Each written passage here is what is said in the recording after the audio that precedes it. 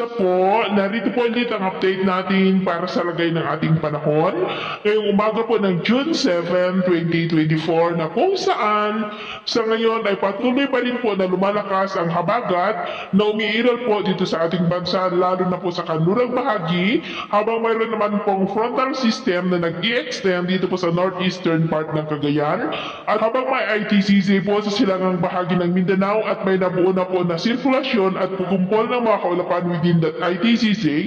pero sa ating long-range forecast ay nananatili pa rin naman na walang bagyo na namamataan na tatawid dito po sa ating bansa hanggang sa susunod na 2 linggo ay storm free po tayo. At sa lagay ng ating panahon, ngayong madaling araw ay may mga isolated rain sa ilang bahagi ng Cordillera,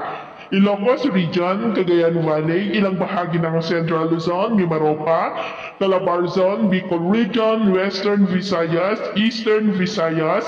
ilang bahagi ng Caraga at Davao Region. At sa susunod na mga oras ay unti-unti naman na po na mababawasan ang mga pag-ulan sa ilang bahagi. At mamaya-maya ay sisikat pong araw sa malaking bahagi ng ating bansa pero may tsansa pa rin ng maulap na kalangitan with isolated rain sa ilang bahagi ng Mimaropa, Southern Quezon, Catanduanes, ilang bahagi ng Negros, southern part ng Panay Island, Cebu, Bohol, Zamboanga del Sur,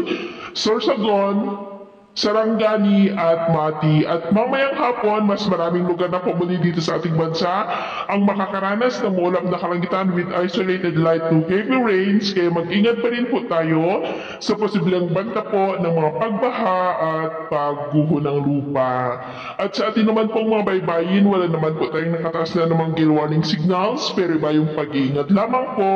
kung papalaot tayo para